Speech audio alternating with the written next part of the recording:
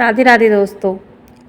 हम पूजा अर्चना करते समय, भोग लगाते समय घंटी क्यों बजाते हैं? इसका क्या कारण है कि मंदिरों में हर जगह घंटी बजाई जाती है और घंटी पर हमेशा भगवान गरुड़ की आकृति क्यों बनी रहती है? तो चलिए जानते हैं इसके पीछे की कहानी। सबसे पहले जानते हैं कि घंटी पर आखिर गरुड़ भगवान की आकृति ही क्यों होती है।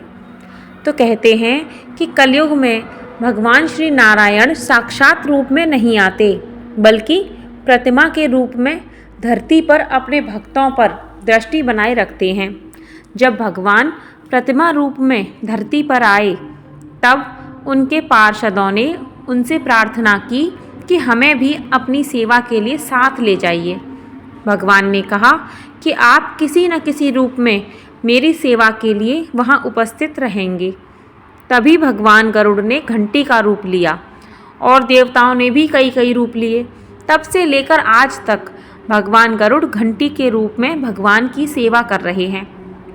इसलिए प्रत्येक घंटी के मुंह पर भगवान गरुड़ की आकृति बनाई जाती है, जो उनके वास और सेवा का प्रतीक है।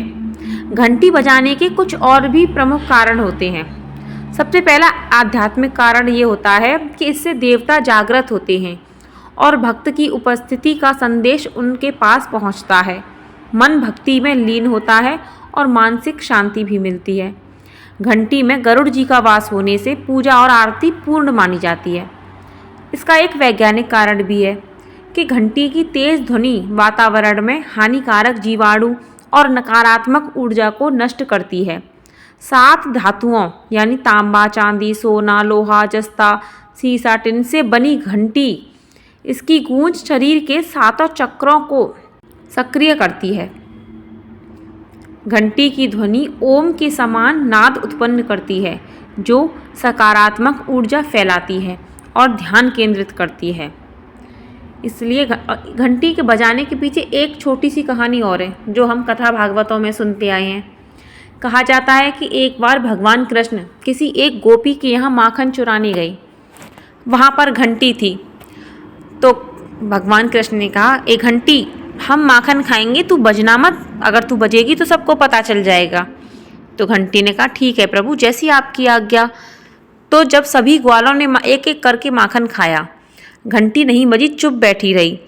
लेकिन जैसे ही भगवान कृष्ण ने माखन खाया, उनकी उस रूप को देखकर, जो उन्होंने मुख से माखन खाया था, मुख पे माखन लिपटा हुआ था, उनके इस रूप को देखकर घंटी बहुत आनंदित हुई और खुशी के कारण वो बज उठी।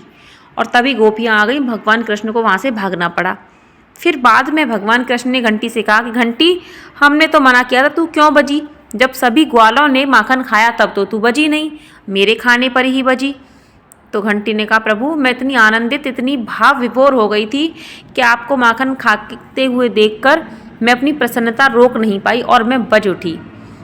तो भगवान कृष्ण भी खुश हुए और उन्होंने आशीर्वाद दिया कि आज के बाद मेरे भोग में, आरती में जो भी तुझे बजाएगा उसके साथ, उससे मैं प्रसन्न होऊंगा और उसकी पूजा संपूर्ण मानी जाएगी। तो कुछ ये भी कारण हैं जो आध्यात्मिक माने जाते हैं घंटी बजाने के। अच्छा, घंटी नहीं बजाने के कुछ थोड़ी सी एक दो बातें ध्यान देने योग्य हैं कि हमें घंटी कब नहीं बजानी चाहिए। सूर्यास्त के बाद हमें घंटी या शंख नहीं बजाना चाहिए, क्योंकि ये समय देवताओं के विश्राम का समय माना जाता है। और दूसरा ये कहा जाता है, ऐसी मान्यता है कि मंदिर में प्रवेश करते समय तो घंटी अवश्य बजानी चाहिए, लेकिन मंदिर से बाहर निकलते समय घंटी नहीं बजानी चाहिए। तो चलिए, छोटी सी वीडियो थी, अगर अच्छी लगे तो प्लीज़ लाइक शेयर कीजिएगा। राधे राधे।